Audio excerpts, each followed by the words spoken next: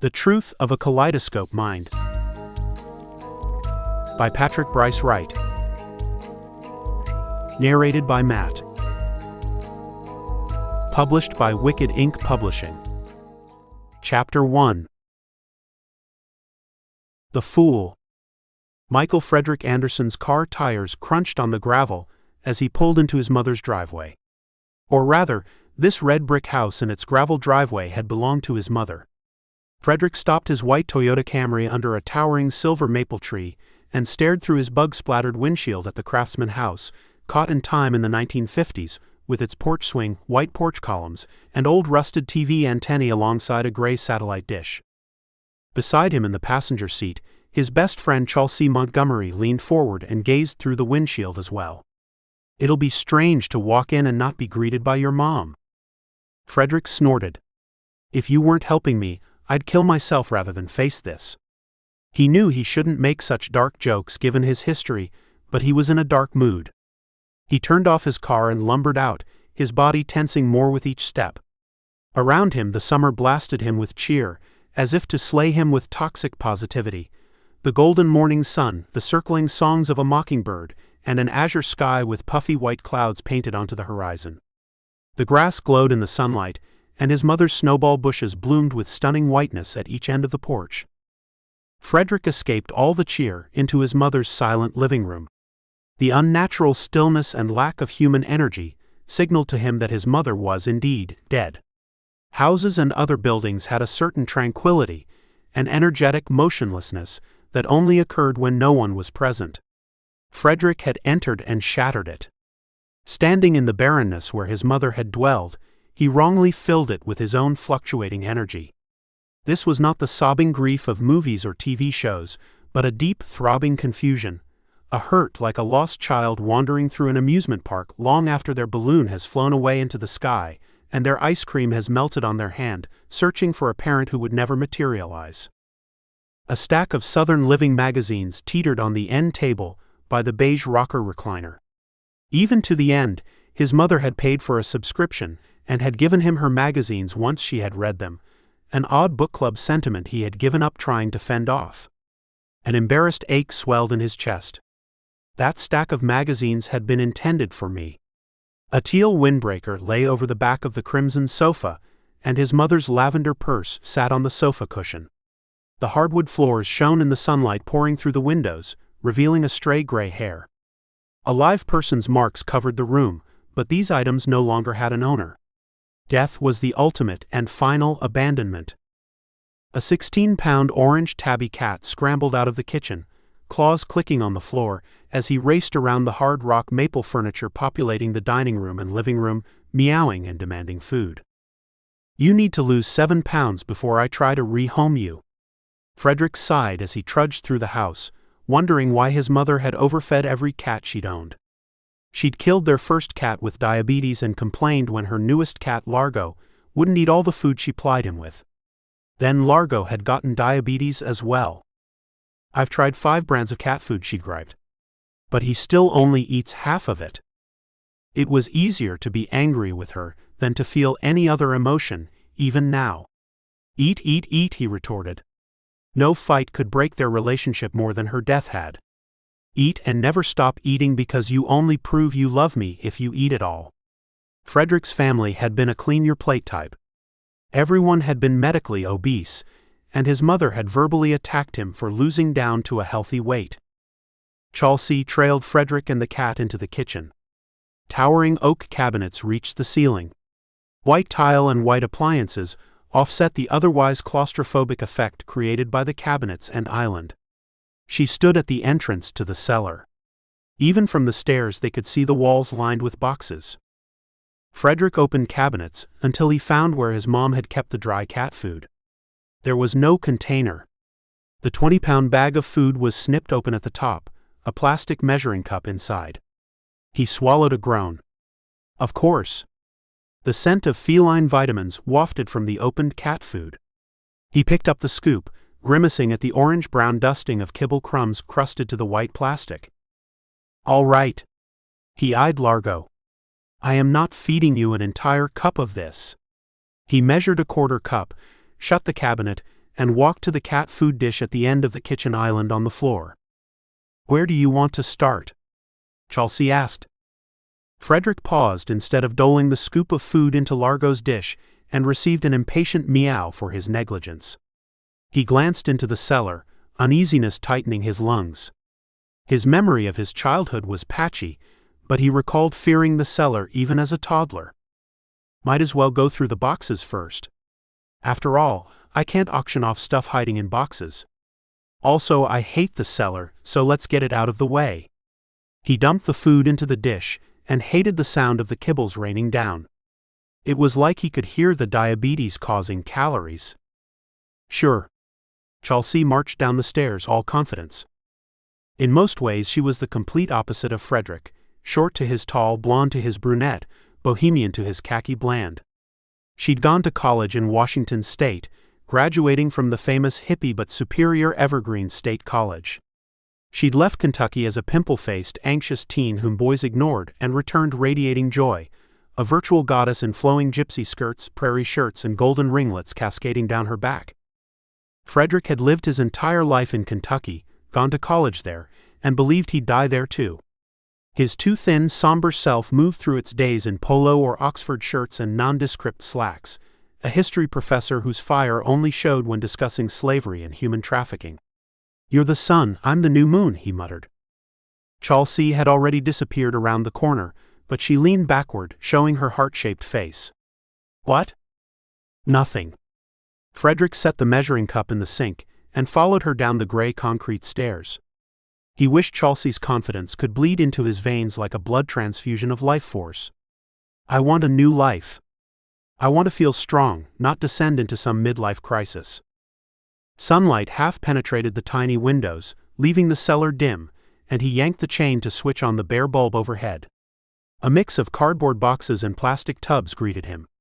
He spied the Christmas tree box and a stack of red and green tubs he knew held Christmas decorations. His mom had been a champion decorator, with 3 Christmas trees out every year, so covered in gorgeous ornaments that the trees disappeared under a coating of glamour. Sleighs, reindeer, Santa figurines, angels, and teddy bears in winter clothes had congregated on every flat surface and in every corner. In retrospect, Fredrick had seen the decline in her. She had decorated less each year for Christmas in the final 5 years of her life. Last Christmas she only had 1 tree out. "I should have known something was wrong." Chelsea pointed to the corner where a dollhouse sat on the shelf, along with a collection of flower-printed boxes. "Don't tell me these are all your old toys." Fredrick's deep sigh seemed to expel his soul. He could picture the dolls, puffy stickers, and unicorns. A pink nuclear bomb could have exploded inside those boxes. Gotta be. Figures Mom would make even the boxes girly. "I thought she would disinherit me when I told her I'm a man." He shuffled over to the shelves, his sneakers squeaking. Chelsea had been his best friend in high school, while he'd still been technically intersex but medically ruled to be female. Chelsea had missed his mother's atomic explosion when he'd had gender-affirming surgery in college. Or had it been gender-affirming? Despite Mom's Herculean efforts, sometimes I feel like I have no gender. Fredrick jerked the lid off a smaller box and discovered blue and red ribbons from field day in elementary school, and a small gymnastics trophy, its brass discolored and spotted. With them was a flower print diary, the word diary embossed in gold on the front. "I didn't throw this away." Fredrick pulled the diary out of the box and considered its tiny fake gold lock. "I bet you can't even read my handwriting. It was so bad in elementary school." "Mine too." Chelsea pulled the lid off another box, revealing a framed high school graduation picture, Fredrick with long ebony hair, makeup, and a girl's class ring. "It's hard to remember you looking this way." Fredrick wrinkled his nose. "It's hard to see those pictures. I always felt so awkward as a girl." He fished through the trophy box, looking for the keys to the diary. "I might have to break this lock." "You want to read it?" Chelsea put the lid back on her box and opened another, revealing 3 Barbie dolls and a rainbow-colored mass of Barbie clothes and shoes. "God, your mom really tried hard to girlify you." "Every day. All day." Fredrick pulled on the thin piece of cardboard that held the diary shut, and it tore halfway. He yanked harder, and it ripped. Thanks to the force, the diary flew from his hands, and he snatched it back into his grasp by one corner. My only perk, excellent reflexes. Chelsea picked up one Barbie. What a classic! This is Peaches and Cream Barbie. This is probably worth real money. Fredrick only half registered her words. The diary had fallen open a third of the way in. Jesus, my tortured, nasty handwriting. It's as bad as I remember. The letters didn't always stay between the lines, and his handwriting varied wildly, changing from blocky to bubbly or slanted to straight even inside a single sentence. Let's see if I have any luck reading it. April 5th. I had a fight with Angie today. He snickered. Oh, imagine that. I don't even know why we played together. We fought so much. He squinted at his handwriting. But I wish I'd stayed at Angie's house. Dad was home alone when I got back. He took me to my room right away. Fredrick felt a chill shoot through him. Why does that scare me so much to read? I always tell him how much it hurts when he touches me. But he won't stop. He never stops. The word never was in all caps, underlined 3 times, and took up most of the remaining page. Fredrick tasted metal in his mouth, and his teeth ached, a feeling all too familiar. He'd been having panic attacks since he was 5. His heart thudded, raced, hurt, and he clutched his chest with one hand, his entire body trembling. That can't mean what I think it does. Chelsea had frozen, the Barbie wearing an apricot ball gown still in her hand. She stared at Fredrick with wide brown eyes, all the blood seeping from her already fair complexion. Touches. That's not, Fredrick burst into a laugh, sharp and hysterical. I can't mean. Abruptly, savagely, Fredrick began flipping through pages, spot-checking and skimming. Words and phrases jumped out at him. Tried to hide in the closet, couldn't pee for an hour, kept burning, and I cried, screamed at me, the look of victory on his face. Fredrick dropped to the concrete floor, sitting on his heels and rocking back and forth. The diary fell from his hands, hitting the floor and snapping shut. Fredrick rocked and rocked, his arms crossed over his chest. It's not true. It's not true. It's not true. But I can't remember half my childhood. But I'm 43, and still can't bring myself to have sex with anyone. But my therapist said I have all the symptoms and red flags of someone who's experienced sexual assault or abuse. Chelsea knelt by him and opened her arms. Fredrick accepted the hug but kept rocking, his habitual panic response. She rocked with him. It's not fair. Where did those words come from? It's not fair. No, it's not, Chelsea whispered. Fredrick stopped rocking as cold numbness fell upon him, an ocean's worth of shock, deep and icy and dark. The numbness was his old friend, dogging him through high school and college, flattening his days until all he imagined was a straight gray road through a gray desert. He welcomed now what he'd hated then, his flying pulse beginning to ease and slow. He stared at the mountains of boxes and tubs around him, wondering what other horrors they would reveal. But in the back of his mind, shining like a tiny pinprick of light, burned a single hope. What other truths can I find?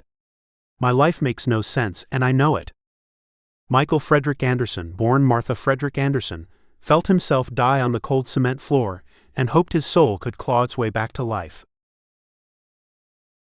Row, row, row your boat gently down the stream. Merrily, merrily, merrily, merrily, life is but a dream. Fredrick sat at his mom's tiny 2-person kitchen table by the back door and stared out the window, his brain flinging childhood songs, bits of fairy tales, and clips of memories at him. Chelsea had ushered him upstairs to the table and now rummaged through his mother's cabinets for herbs or herbal tea. She was a white witch, a Wiccan, a woman who walked the path of the goddess Gaia with nature infusing her soul. Or so it seemed. Fredrick knew little about it. 30 years ago, when they'd first met, Chelsea had been agnostic, Fredrick had been Southern Baptist, and neither of them had known anything about Wicca. On the table in front of Fredrick lay the floral print diary, its pink, lavender, and aqua flowers glaring up at him. He saw it out of the corner of his vision, in all its girly wonder. Before him sprawled his mother's back deck and yard, filled with oak trees and a detached garage. A squirrel ran down the deck banister, paused, flicked its tail, and zipped out of sight. Fredrick's mind vomited out disconnected thoughts. There was an old woman who lived in a shoe. She had so many children, she didn't know what to do. She gave them some broth without any bread, and whipped them all soundly, and put them to bed. A memory of his father's brown leather belt snapped through his mind, a mere nanosecond, but Fredrick saw it raised. As a psychologist, Dad was outspoken about children's well-being. Fredrick leaned his chin on the heel of his hand, and discovered his face was numb. The American Psychological Association had published studies about the damage caused by spankings. He would get red in the face just talking about it. Whip them all soundly, and put them to bed. Half his clients were abused or human trafficking survivors. Fredrick's lips felt numb too. A mockingbird landed on the deck railing, its wings spread just long enough to show him their white spots. He had entire books about the symptoms, signs, and treatment for sexual abuse. A flash of a memory, his dad's fingers on his own zipper. Nothing more. Just a single image. You know, if a person has a dissociative barrier in their brain that hides memories of abuse, that barrier will often start disintegrating when the person is in their 40s. Fredrick had double majored in history and psychology, thinking he'd follow in his father's footsteps. But then his father had died, and he'd pursued history instead. Is my brain getting ready to explode? Chelsea walked over with a cup of tea, the tea ball still inside. This needs to steep for 10 minutes. She set the cup in front of Fredrick, and settled across the table from him. And maybe, if you read that entire diary, it's probably assured. But I'm not a psychologist, so I don't know for sure. Fredrick peered into the cup, seeing the dark herbs trapped in the tea ball. Clearly, Chelsea had improvised. I wish I could burn this house to the ground. Having not known he would say that, he surprised himself. He glanced up and met Chelsea's gaze, her face lined with both worry and age. At 43, she'd survived her fair amount of pain, 2 divorces, a brush with alcoholism, and 2 career changes. But the one thing she'd suffered that Fredrick hadn't was child abuse. Or so they'd thought. Every friend I made in middle school, high school, and college was molested. Fredrick picked up the teacup and inhaled the steam. I thought I was drawing those kinds of friends, because my dad was a psychologist and I was a good listener. I was always like, well, Dad says that, whatever. Dispensing advice like a little psychologist in training. Chelsea glanced out the window and reached up, tugging on a golden ringlet. She'd once weighed 200 pounds and fought for her right to weigh what she wanted. Then she divorced her second husband and converted her diet to all whole natural foods with no added sugar. Now she weighed maybe 120 pounds, the smallest Fredrick had ever seen her. Food had been her way of coping with memories of her father's wandering hands. Well, I always thought you were good at understanding me. But like you said, treating abused children was your dad's thing. So I just thought. A muffled thump of 16 pounds of cat jumping down from the chair or sofa in the living room interrupted Chelsea. Fredrick flinched with a rush of sadness and hilarity. Even though Largo was a cat, Fredrick schooled his face and pretended he didn't hear, reacting with shame to his fat phobia. Yeah. Guess not, huh? He turned his gaze upon the floral print diary. He hadn't picked it out. In his mom's war to ensure he turned out a proper girl, she'd painted his room pink, purchased a floral print bedspread and diary, and hung pictures of unicorns and flowers on his walls. Half of his wardrobe had been pink, half skirts and half lace, with his mom's favorite Easter dress being a pink lacy one. Fredrick's parents hadn't allowed him to pick out his own clothes until he was 11. Setting down the cup, Fredrick picked up the diary instead. A sharp surge of panic hit him, making his mouth water. He tasted metal again, and his heart raced. God. All I did was touch it, and I'm going to have a panic attack again.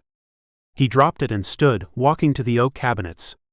He wasn't hungry, but he opened and closed doors, looking at the offerings just to have something to do. Boxes of instant grits, raisins, and bonbons greeted him. Well, I can clear up a mystery for my therapist. Why am I sexually frozen? Why do sexual abuse scenes in movies and books explode me? What is the reason behind the unrelenting anxiety and depression? Gee, I wonder. Shifting in her chair, Chelsea leaned against the kitchen wall instead and crossed her legs. Her lavender gypsy shirt was so long it made a hill of fabric on the white tile floor. Well, do you really have depression or anxiety? You were diagnosed with panic disorder. But is it panic disorder? Or is all of this PTSD? Fredrick paused, his hand halfway to a granola bar box. He snapped his fingers and turned away from the cabinet, pointing at Chelsea. Good point. I might have been misdiagnosed. He snorted and shut the cabinet without his granola bar. Okay, so I've been misdiagnosed a dozen times. But I'm probably still misdiagnosed.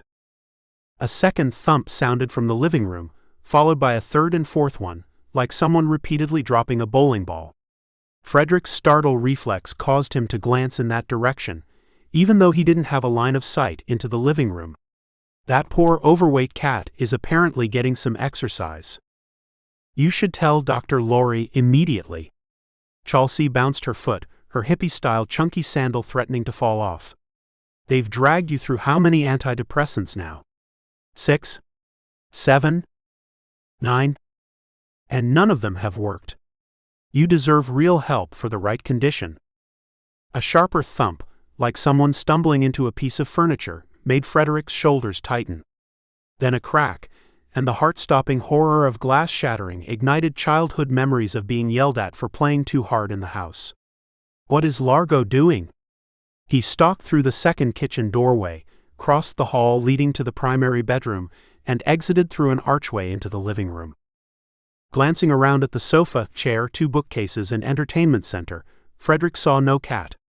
Other than the stack of magazines and the windbreaker, the room was pristine and empty, its yellow walls glowing in the sun.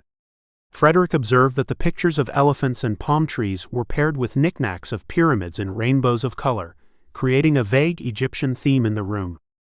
What the hell? Fredrick walked through the room scanning. When he reached the second bookcase, he discovered his mom's favorite angel figurine smashed on the hardwood floor. He glanced from the shards of white porcelain to the top shelf of the bookcase, which had been its home. Chelsea entered through the dining room. What is it? That's impossible. Fredrick pointed to the broken angel. That cat is too fat to jump to the top shelf, and he would have to have jumped from the floor. There's nothing close enough for him to jump from. The sofa, recliner, and entertainment center occupied positions too far away.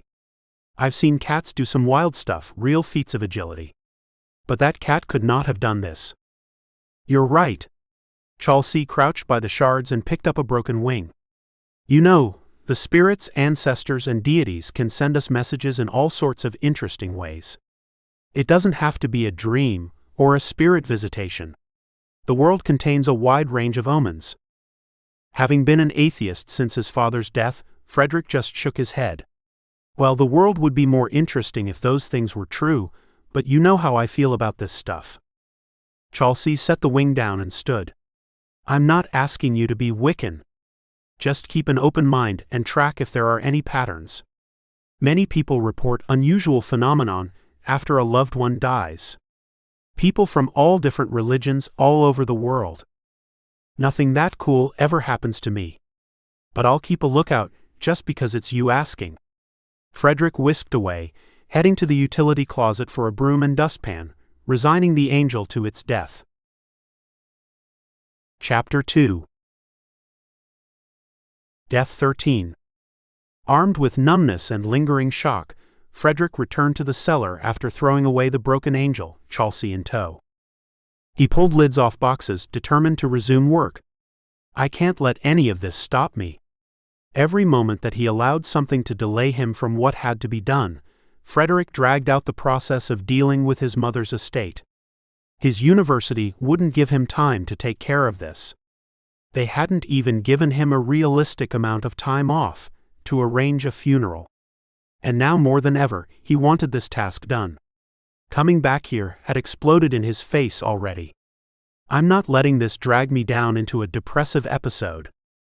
He found several black plastic tubs filled with his father's old psychology books, including the Diagnostic and Statistical Manual of Mental Disorders 3.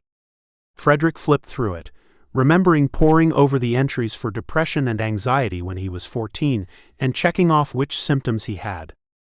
In the top of the third tub, there was a box of tarot cards. Fredrick recalled finding it as a teenager and playing with it. "Hey, this might interest you." He held up the box, showing it to Chelsea. She was bent over a box filled with old curtains, drapes, and sheets. "Tarot?" Chelsea walked over and accepted the deck. "This is a classic Rider-Waite-Smith deck. Why would your parents have this?" Dad said some of his clients liked the archetypal symbols on the cards. Fredrick shrugged. He mostly used the cards with the Roman numerals on them. Chelsea opened the box and slid the cards out. "You mean the major arcana, the first 22 cards?" The first 2 cards escaped her and fell to the floor. One card was face down and one face up. "Well, that fits you right now." Leaning over, Fredrick squinted at the card. It was bright yellow and showed a young man in old-fashioned clothes getting ready to walk off the side of a cliff. A dog ran along beside him. "I'm walking off a cliff?" "Well, I kinda feel like it, yeah." Chelsea chuckled and knelt, picking up the cards. This card is called the Fool and represents the adventurer starting off on a new journey, or if you like Joseph Campbell's discussion of the monomyth, the hero leaving on his journey. She held up the card. "Well, I don't feel like a hero, but I guess I'm starting a new journey, a life with no parents. A life in which I was apparently molested." Fredrick peered closer at the card and saw the man was holding a pole with a bag tied at the end, which reminded him of old cartoons where a character left on a journey. Think of it as a new adventure. What else will you discover that you can use to better your life? Chelsea flipped over the second fallen card. Death card 13. Fredrick snorted. "That fits too." He glanced at the card as Chelsea held it up. A skeleton wearing black armor rode a horse. In the background the sun was rising. "But death is a new beginning." Chelsea slipped the cards back into the box. The death card doesn't signify that someone will die or has died physically. Usually, the death is symbolic, and the card heralds a new beginning. The old way dies and a new way begins. Fredrick sighed and replaced the lid of the box he was on. "Well, I'd like a new way. My whole life has been panic attacks, night terrors, suicide attempts, and major depressive episodes. I'd say you're on a fresh path now." Chelsea set the tarot deck on the bottom step of the stairs. "If you don't want the deck, I'll take it." "Okay. I'm not sure yet." Fredrick pulled the lid off the next tub, this one gray. "I played with those cards a bit when I was 15. Dad had brought them home. But my mom saw them and went ballistic. She told me I would summon Satan with them, and that trying to tell the future was blasphemy against God." Chelsea returned to the box of curtains and sheets. "Why?" "Ancient Jewish priests used divination all the time. I noticed it when I read the Old Testament for my comparative religion class.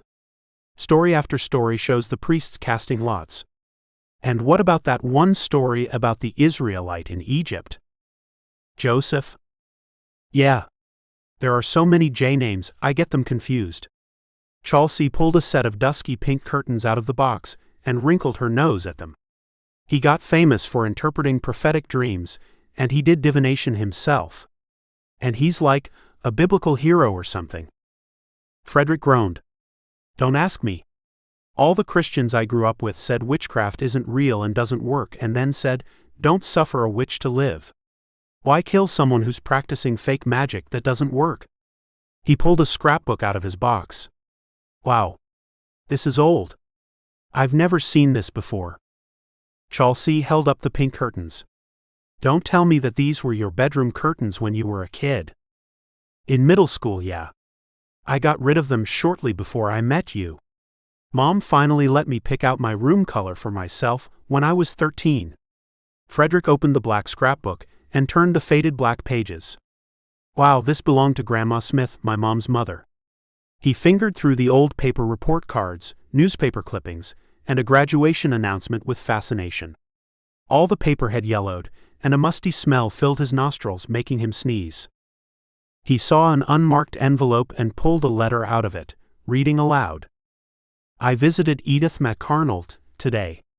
Supposedly, she can foresee who you will marry, and she was right about Tabitha." He stared at his grandma's precise, perfect cursive. Wait, seriously? My devout Southern Baptist grandma tried out divination? Chelsea grinned. Weren't we just talking about that? Fredrick shook his head, not in denial of Chelsea but denial about all of this. He resumed reading.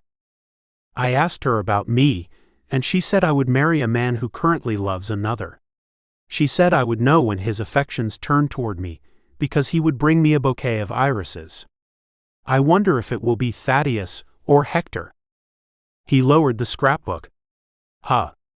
I wonder who Thaddeus was. Was Hector your grandfather? Chelsea pulled out lacy white curtains with tiny pink flowers on them. Oh. These must be your bedroom curtains from elementary school. Yep. The girlier, the better in Mom's mind. Fredrick returned the letter to the envelope. And yeah, Hector was my grandfather. It's weird that Grandma kept her notes all this time. He flipped several more pages, found the wedding announcement for his grandparents, and flipped 2 more pages. He found another envelope glued to the scrapbook and pulled the letter out. Chelsea glanced his way. Ooh. A letter from a lover, maybe? Fredrick snorted. I doubt it. He unfolded the letter carefully. It was written on blue stationery and had yellowed corners. He read. April 15, 1944. Dearest Lucy. I have lost my first baby. My soul is crushed with the weight of it. I can't seem to stop weeping, but Hector tells me I shouldn't grieve so. We will try again. He lowered the letter, shaken by the revelation. He'd never known his grandma had lost a baby. Hector sounds like an ass. Chelsea pulled out thick olive green drapes and wrinkled her nose again. Just what a grieving parent wants to hear. Oh, you lost a child, but that's okay. You can totally replace them with a new one. You know, like a car battery or a broken mug. It's not like your baby was a person or anything. Right? That's callous. Fredrick glanced past Chelsea, something flickering in the corner of his eye. A young woman, perhaps only 18 years old, stood in the far corner of the cellar. She had short hair arranged in careful waves around her face and wore a white flapper dress with high-heeled Mary Janes. A long strand of pearls hung from her neck. Just like ghosts in a million movies, she was vaguely see-through. She pointed to a water-stained cardboard box beside her. Fredrick heard words in his mind, death the new beginning. All he could think was that if Chelsea didn't see the ghost too, it wasn't real and she would never believe him. Chelsea, he hissed, but of course the woman faded away.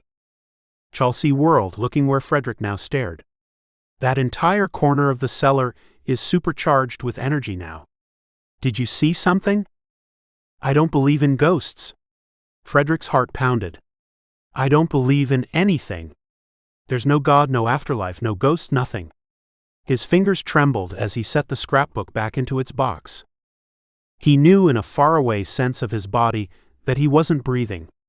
Chelsea had spent years coaching him to notice this. Out-of-sync breathing patterns contributed to panic attacks. He sucked in breaths through his teeth. His hands drained of sensation. It was a spirit? Chelsea walked over to the corner. Don't go over there. Fredrick flinched, but he wasn't sure what he thought would happen. This was the same reaction he had to wasps, his worst phobia. Chelsea waved her arm through the air. There's nothing here now. But the air still feels supercharged. Did the spirits say anything to you? Fredrick felt propelled through time, remembering seeing shadows from invisible people walking back and forth across the basement wall at Chelsea's house. He'd been 17 and convinced there were no such things as ghosts. Only angels and demons. He couldn't bring himself to repeat the spirit's words. It pointed at that stained box. I'm losing my damn mind. All right. Let's take it upstairs and go through it carefully. Chelsea grabbed the box and headed for the steps. Grab the tarot cards for me, okay? Sure. Fredrick picked up the tarot card box and watched his fearless friend march up the stairs. Ghosts? No problem, he muttered to himself, following her. Spirits? Broken angels? No problem for Chelsea Montgomery. All in a day's work, I guess. A bitter rush of envy, not unfamiliar, overtook him for a moment before he shoved it down. Chelsea had always been this way. Whenever he was terrified, Chelsea was composed. He had to remind himself that whenever Chelsea was scared, it was about something so different that he became the cool-headed one. The reality was difficult to hang on to when he panicked. In the sunlit kitchen, with remodeled oak cabinets that reached the 14-foot ceiling and white appliances, Fredrick tried to stay calm. Chelsea set the box on the kitchen table. Fredrick joined her, set the tarot cards on the table, and pulled the lid off the maroon cardboard box. Old musty paper smells greeted him. On the top sat a royal blue velvet hat, squashed and flat. Fredrick lifted it out of the way and tossed it onto a chair. Underneath lay a stack of photo albums, scrapbooks, and loose-leaf papers. Fredrick raffled through them, handing them to Chelsea, who stacked them on the gray and white swirled marble countertop behind them. Fredrick discovered a certificate declaring his father a Kentucky colonel. He found his grandma's retirement certificate, 45 years of teaching in Kentucky schools. An old picture album from the 1970s came next, filled with faded photos Fredrick merely glanced at. An olive green scrapbook followed, and Fredrick recognized it as his own. He opened it and found a crayon picture of a smiling face under an oversized red sun. Random keepsakes, I guess. Chelsea leaned closer as Fredrick turned the pages, revealing a blue ribbon, a birthday card, and a finger-painted picture of a brown dog. I guess so. The spine creaked in Fredrick's hand as he clutched it. Every crayon picture and faded watercolor painting had tiny children with dogs or cats under huge, glaring suns. The adults in the pictures were always 10 times larger than the other figures. I wonder if my art says anything. It says you felt overwhelmed and insignificant. Unsurprised that Chelsea had an answer, Fredrick flipped the pages faster, curious, and a booklet of notebook paper fell out, stapled in the top corner. He handed the scrapbook to Chelsea and picked it up, recognizing one of his early efforts at writing a short story. God, more tortured, ugly handwriting. He wondered if it was the murder mystery about a girl detective or the mermaid story of the intersex merperson who fled deep into the ocean because their birth certificate claimed they were a girl, but they felt like a boy. Big blocky letters read, "The child who could see and talk to ghosts and scary spirits." I don't remember this one. Fredrick read the first page, Chelsea leaning in to read as well. A picture of a child in a pink dress with an enormous bow accompanied the text. The child was 8. Their name was Sam. The doctors said Sam was a girl, but it wasn't true. Their mom still made them wear dresses. Every night, Sam saw demons in the corner of their bedroom. The demons said they would throw the chair at Sam and hurt them. A picture of a black face with red eyes and fangs filled the bottom of the page. Fredrick flipped the page, goosebumps flashing down his arms. Every morning, Sam saw a ghost in the kitchen. The ghost would point at the corner. It was a woman ghost. When Sam looked, they couldn't see anything. Then Sam would go to school, and child ghosts ran everywhere. There were ghosts in the classroom and ghosts in the bathroom, and ghosts in the hall. The teacher yelled at Sam for staring at the ghosts. She couldn't see the ghosts. A stick figure of a child appeared in the middle of the page, surrounded by a dozen Pac-Man-style ghosts. Fredrick flipped another page. A huge frowning tree filled the center of the page, the text written around it. After school, Sam played outside. There was a ghost in the tree. The ghost said Sam should hang himself. Sam got scared and ran to the backyard. But a new ghost was by the swing set. This ghost said Sam would be okay if they stayed in their room and made a circle out of toys and held a cross. So Sam went inside and made a circle of toys. They got their cross necklace and held it. No more ghosts came that day. The end. Lowering the notebook paper, Fredrick stared out the window, not really seeing the deck. I don't remember writing this, but it's my handwriting. I know I had to. You described making a sacred circle out of toys. Chelsea eased the story out of his hand. How would you know to do that? Did you see a movie with witchcraft in it on TV? Mom policed what I watched pretty hard when I was little. Fredrick watched a cardinal land on the railing, tilt its head and chirp. Its brilliant coloring seemed like a warning, red. Red flag. She limited me to 1 hour of TV a day in the summers and 30 minutes during the school year. And she always stayed in the room with me, even once I reached middle school. No way would she let me watch something like that. Chelsea set the story on the countertop. Well, you couldn't have been older than 10 when you wrote that, and maybe you were 8 since you said Sam was 8. So how did you know to protect yourself in a sacred circle?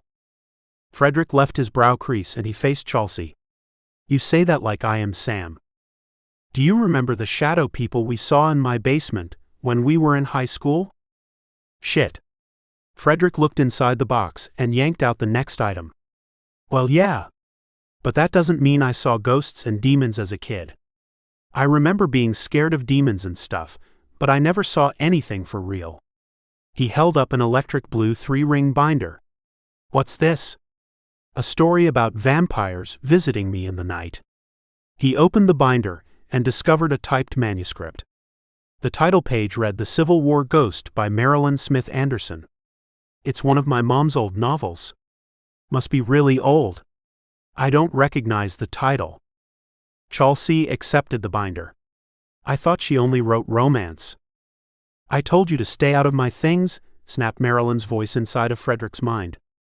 The tone and intonation were so perfect, Fredrick jerked.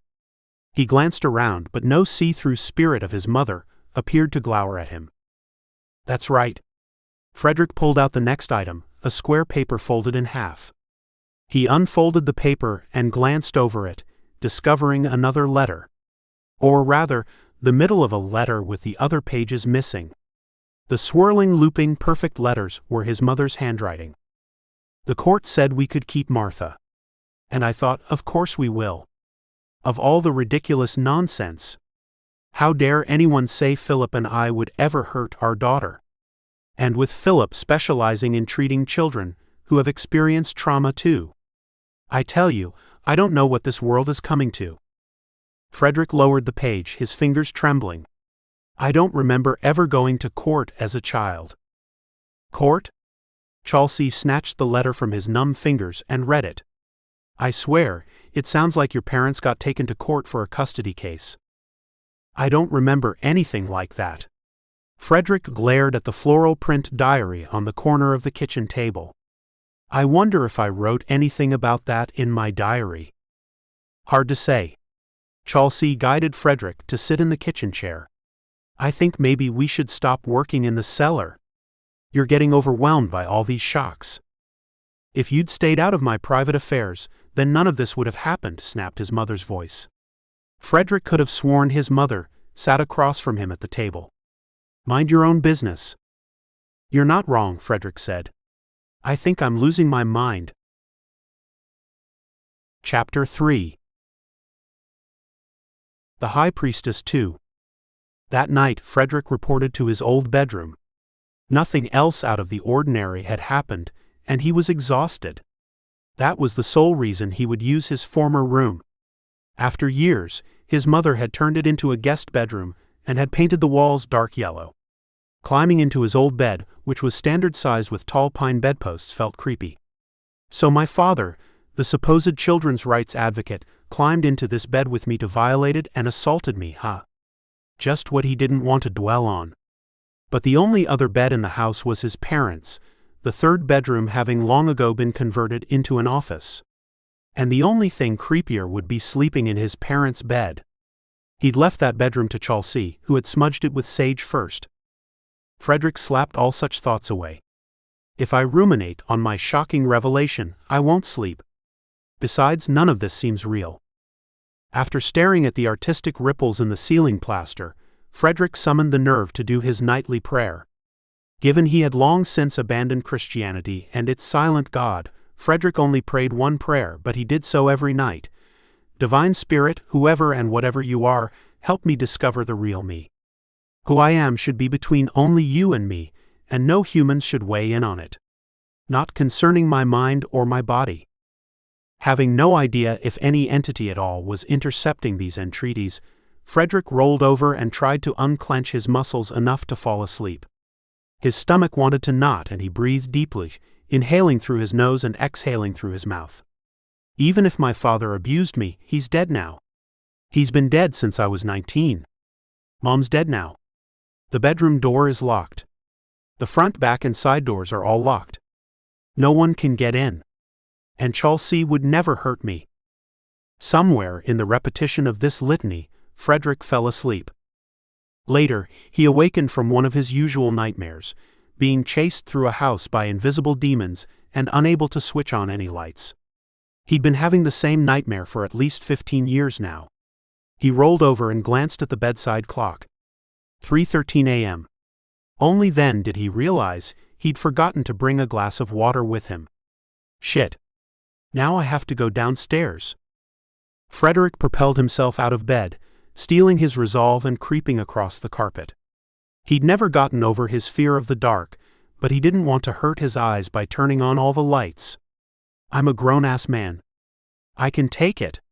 He unlocked the door, stepping onto the cool hardwood floor, the old floorboards groaning as he made his way to the staircase. He discovered his mother had a nightlight in the hallway, as usual. Better than nothing. A black silhouette stood at the top of the stairs. Fredrick halted, his entire body frozen like a marble sculpture. His heart pounded. Goosebumps shot over his skin. Not real. This is not real. It has to be a trick of the shadows. The silhouette vanished. It's nothing. I'll turn on the hall light. It's fine. Fredrick tried to convince his body to walk 2 feet closer to the stairs, where the light switch waited. His heart pounded so hard, it seemed to vibrate his entire body. I told you not to tell our family secrets, shrieked a voice in his mind. His mother's voice. The black silhouette flashed in and out of his peripheral vision. How dare you tell that little witchy friend of yours? You promised to hold your silence. Fredrick shot forward and flipped on the hall light. He spun in a circle, scanning the hall, but saw no black entities. Great. Now I really am losing my mind. He stalked toward the stairs. Calm down. Be reasonable. There are no such things as ghosts. There are no deities or demons, and ghosts are. Hands impacted Fredrick's back, and he tumbled down the stairs to the landing. Frozen and hurting, he stared up the stairs, but no one glared down at him. Don't you go impugning our family name. It was his mother's voice again. Internal though it was, it matched her intonation, her accent, her tone of voice. Fredrick stood, his thigh muscles wobbling, and clutched the banister as he made his way down the second set of steps. His back throbbed from the shove, and his left hip and both legs felt bruised from the fall.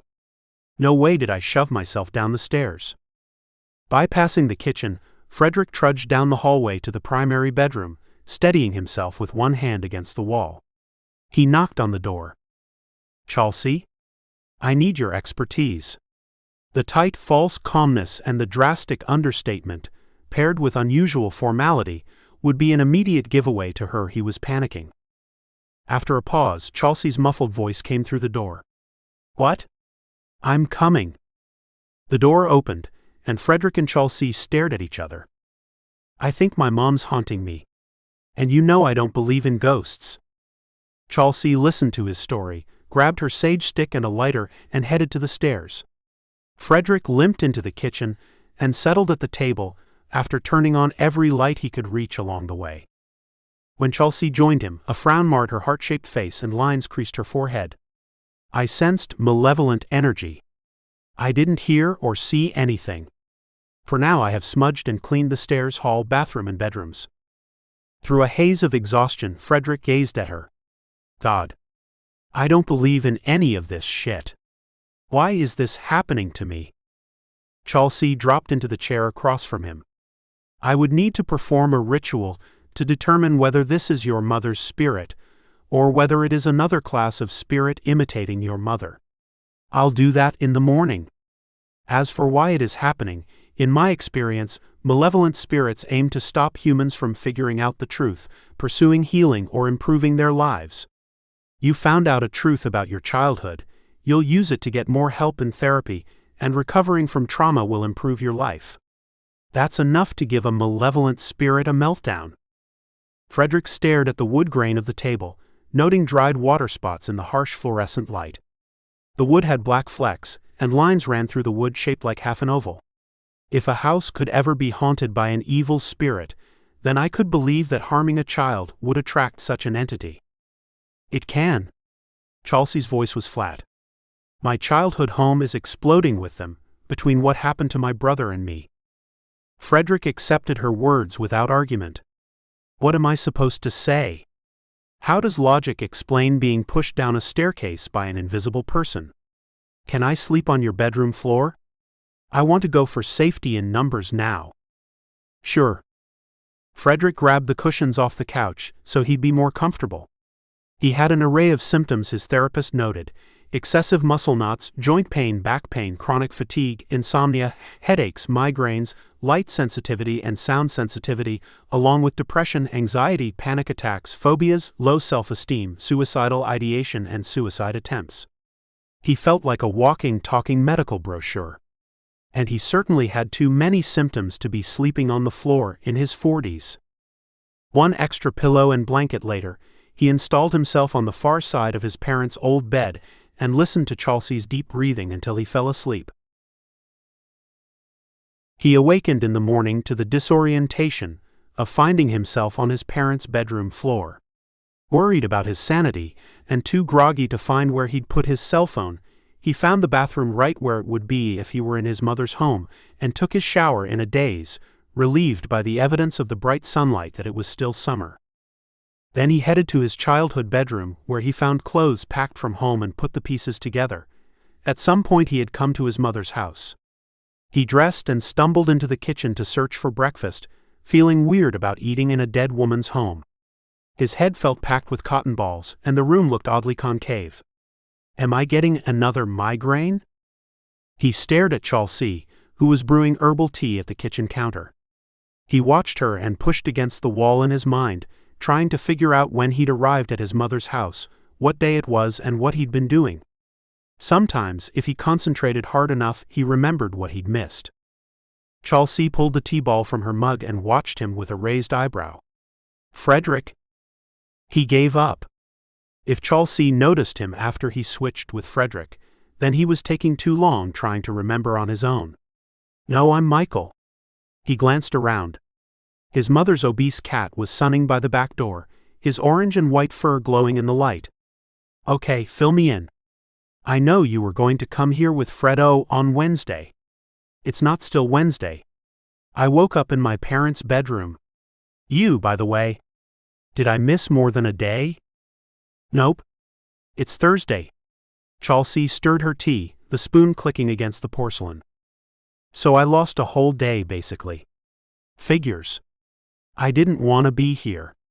But I didn't count on Fredo sleeping here. I was surprised by Fredrick's desire to sleep here as well, Chalsey said.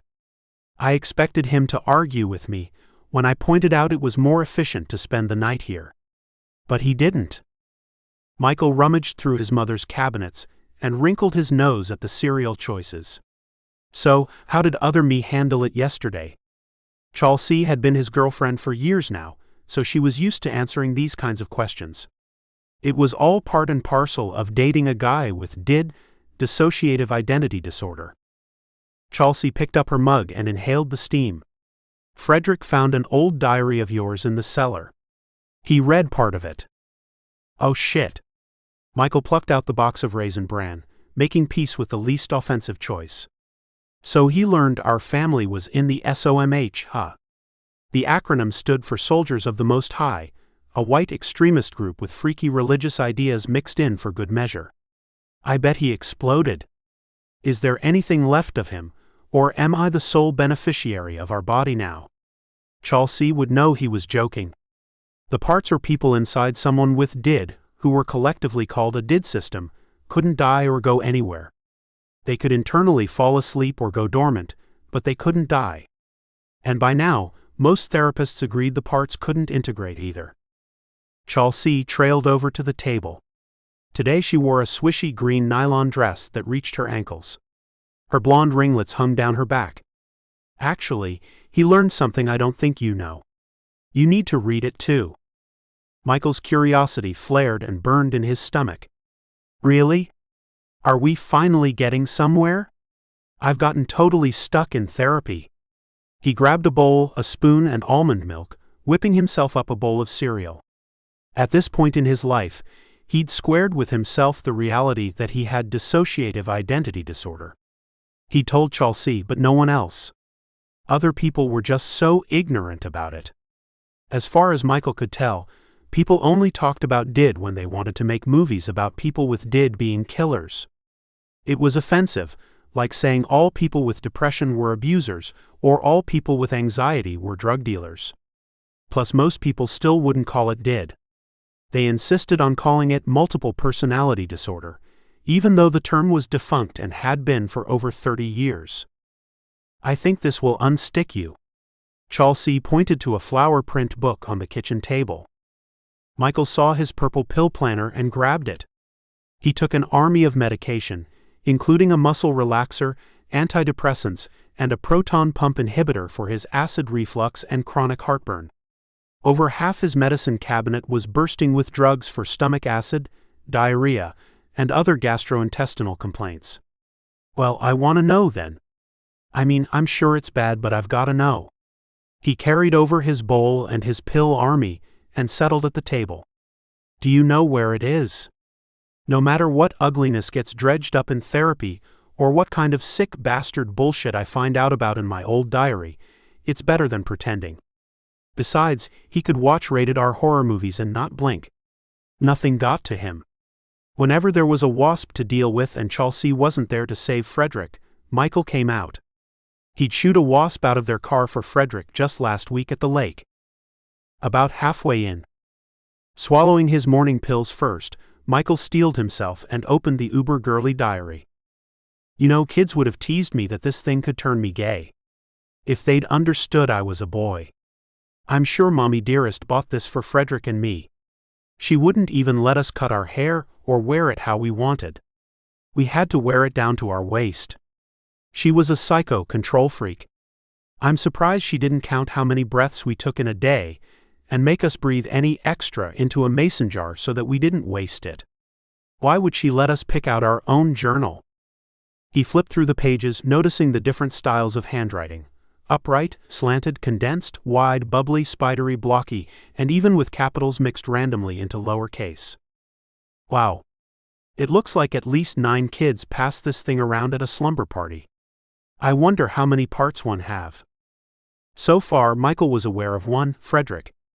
But Michael knew Fredrick had no idea about him or their diagnosis. Fredrick also didn't know Michael was dating Chelsea. There could be 9. Chelsea applied herself to her vegan breakfast of fried tofu and vegetables. According to my research, it's rare for someone to only have 2 parts. Michael cringed. If that's the case, then no wonder I can never balance my checking account. He stopped on a page, icy water seeming to slam into his face. He read silently for 5 pages, his cereal forgotten. When he looked up, Chelsea was holding her mug with both hands, sadness elongating her features and dulling her brown eyes. I'm so sorry, she whispered. Michael set down the diary and took a bite of soggy cereal. His own childish handwriting scrolled through his mind's eye like a running ticker tape. Touched me there, hurt, slapped me, used his belt, ordered me not to cry, wiped blood. 5 soggy bites later, Michael lowered his spoon. I might not have control of the body much longer. Fredrick's going to switch back in. But you're right. This solves a lot of mysteries. My therapist keeps saying I need to dig up my family's dark secrets, just like Dr. John Bradshaw said in his books. And I knew I'd witnessed a lot of violence as a kid. But it still wasn't adding up. I was hoping I'd find my parents' old SOMH regalia in the cellar, so I can have evidence I'm not making all this violence up. But I might find something even bigger down there. You might.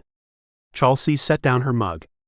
Fredrick already emailed your therapist about the diary and what it says, so you don't have to do that. Okay. Michael shook his head and glanced out the window. I never thought it'd be something like this.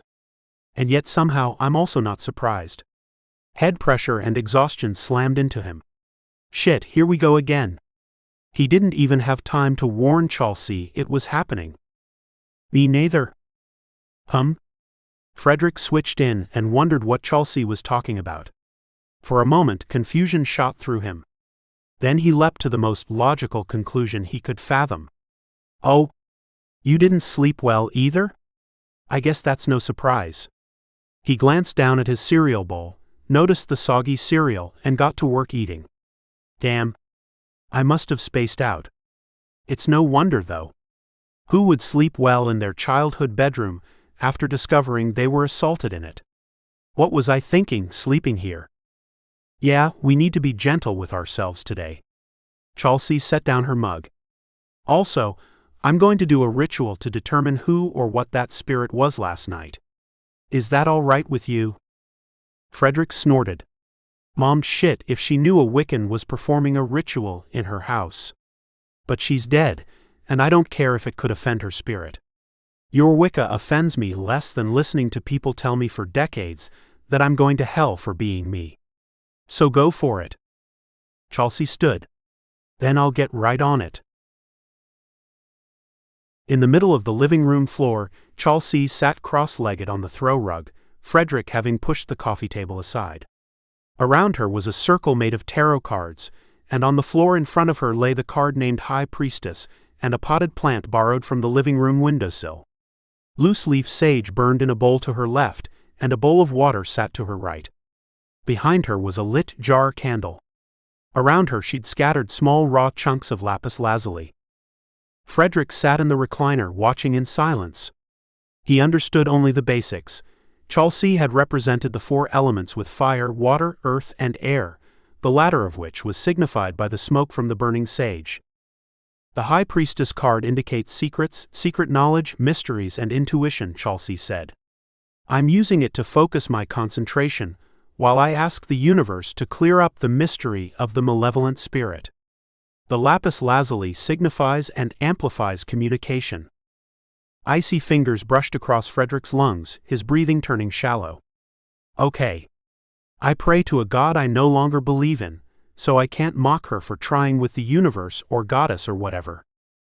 Chelsea stared at the card, falling silent, her eyes unfocused as she fell into a meditative trance. After a minute she bent over and reached with one hand, touching the High Priestess card with her fingertips. The steady ticking of his mother's antique wall clock distracted Fredrick. It had been her mother's, and her mother's before her, and her mother's before her, a legacy. Chelsea straightened and met Fredrick's gaze. There are 3 spirits in this house right now. 2 are human, and 1 is malevolent, a demon if you want to call it that. Gaia is trying to explain who the 2 human spirits are, but the demon is running interference. Instead of hearing words in my mind telling me who they are, I'm hearing a vague wah-wah-wah talking sound like in one of those old Peanuts cartoons. A demon. Great. Fredrick hopped out of the chair, scanning the entire room. Well, if what yelled at me during the night was a demon, it did a great job of mimicking my mom when she was angry. And if it's Mom, then she sounds in character. Either way, it's creepy. Even as he said the words, he wasn't sure he believed there were spirits. Going back to sleep had made his memory of the haunting seem unreal. Did I make it all up? All he knew for sure was that he'd fallen down the stairs. He had bruises to prove it. Maybe I'm just going crazy. I'm only 43, but both my parents are dead. I have no spouse and no children, and I have one half-sibling I barely know. All my grandparents are dead, and all my aunts and uncles too. All I've got left are a couple of cousins I've met briefly at family reunions. So maybe I can't handle the isolation, the lack of a family. Chelsea blew out the candle and began picking up tarot cards. You went into denial, didn't you? Your vibes just withdrew as if you sucked your energy into your body. God, Fredrick sighed. You know I can't help it. It's like my brain is determined to not believe in any of this. I read my own words in my diary. I literally said my father was abusing me. And then I slept on it, and it doesn't seem real. The 2 spirits I saw yesterday don't seem real. Grabbing the bowl of water along with the cards, Chelsea stood. Your brain is insisting that your parents were normal, that you had a normal life, and that you have no problems. You've had 2 mental breakdowns, and still your brain wants to say your childhood was normal and even boring. I think the answer or one of them is clear: reverse gaslighting. Fredrick squatted and scooped up the jar candle and bowl of sage. What's reverse gaslighting? It's exactly what it sounds like. In gaslighting, children are told they are the problem, not their parents. You're just a bad kid, or you're just being oversensitive, or whatever. In reverse gaslighting, the child is told they have no problems and everything is fine. There's nothing wrong here, you're making it up. Fredrick followed Chelsea into the kitchen, watching as she poured the water from the bowl into the plant on the windowsill. You're right. My brain is insisting my childhood was normal, and my parents average. And yet you've been in therapy non-stop for 23 years. Chelsea set the bowl in the drain and faced him. You can't have depression, anxiety, dissociation, suicidal ideation, suicide attempts, and 2 mental breakdowns if you had a normal, boring childhood with perfectly good, healthy parents. Returning to the living room, Fredrick grabbed the potted plant while Chelsea picked up the lapis lazuli. I want to snap at you and tell you how wrong you are. I also want to believe you so I can solve the mystery of why I've spent my life feeling so fucked up. Then let's go back into the cellar.